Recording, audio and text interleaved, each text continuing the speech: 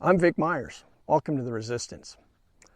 So I hear the right-wing nutters are still feeling all butthurt about some guy named Bad Bunny performing in the Super Bowl halftime show. Apparently a lot of them are saying really stupid things like, only Americans should have that honor. Hey nutters, I got one for you. Two Puerto Ricans walk into a bar. Wait a minute. That's not how this one goes. I'm checking my notes. Oh, here we are. It was enlistment offices. Two Puerto Ricans walk into enlistment offices. You know, it infuriates me that you red hat sycophants pledge blind loyalty to a man who dodged Viet Nam by letting his daddy pay off a doctor to say he had bone spurs, while refusing to acknowledge not only that Puerto Ricans are Americans, but that thousands of them have served in the U.S. military so that you can keep your right to be so fucking ignorant. I'm going to tell you about two of them. One of them is Staff Sergeant Paul DeValle, 6 feet of sheer muscle and meanness. I know because he was my drill sergeant in basic training.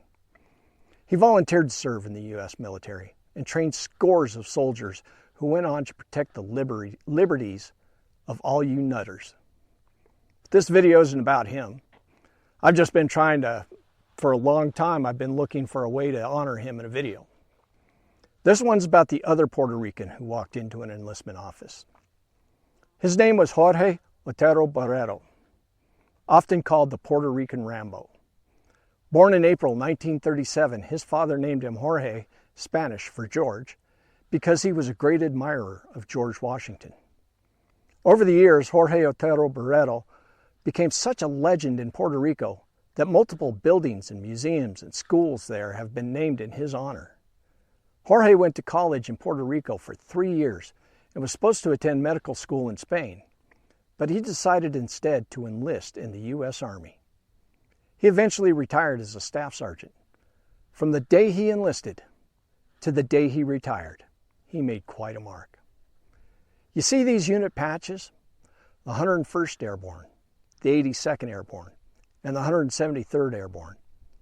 Wearing even one of those patches is an incredible honor. Jorge Otero Barreto is one of the very few soldiers who wore all three. He served 5 tours in Viet Nam and earned 38 citations for his service there. He and Colonel Robert L. Howard, also with 38, were the most decorated soldiers in Vietnam. His awards include 2 Silver Stars, 5 Bronze Stars with Valor, and 5 Purple Hearts. Normally when I do videos like this, I read the actual medal citations for Medal of Honor recipients. I'd be here all day if I tried to read all of Otero Barreto's citations, but I can at least give one account. This is from his 2nd Silver Star.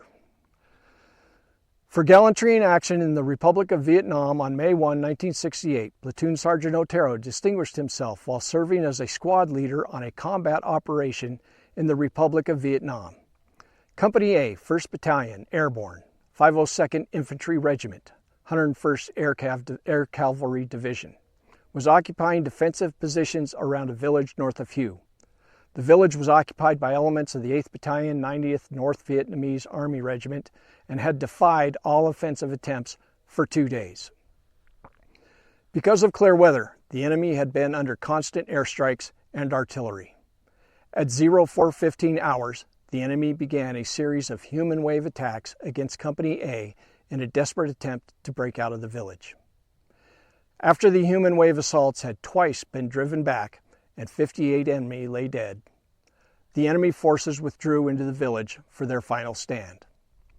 The 1st Platoon led Company A into the village to destroy the remaining North Vietnamese Army forces, and Sergeant Otero was the first leader of the point element of that 1st Platoon. Suddenly, the point came under fire from rocket-propelled grenades, machine guns, and small arms from enemy bunkers and spider holes. With complete disregard for his own safety, Platoon Sergeant Otero immediately assaulted the nearest machine gun emplacement and killed all 3 of its crew members. He then led his squad through enemy fire in assaulting 3 more positions, overrunning them and killing or incapacitating all of the enemy. Platoon Sergeant Otero swiftly moved his squad to occupy vacated enemy positions and place effective fire on the remaining enemy so that Company A platoons could maneuver. His extraordinary heroism in close combat against a numerically superior force was in keeping with the highest traditions of the military service and reflects great credit upon himself, his unit, and the United States Army. The way Jorge Otero Barreto, a man named after George Washington, lived his life for us shows he was far more American than any of you maggot scumbags whining about Bad Bunny getting 5 minutes on a world stage. Jorge Otero Barreto passed away in October of last year. I'm sorry he's gone, but I'm glad he's not around to see what Trump and his minions have done to the country he served. Thanks for listening. Good day.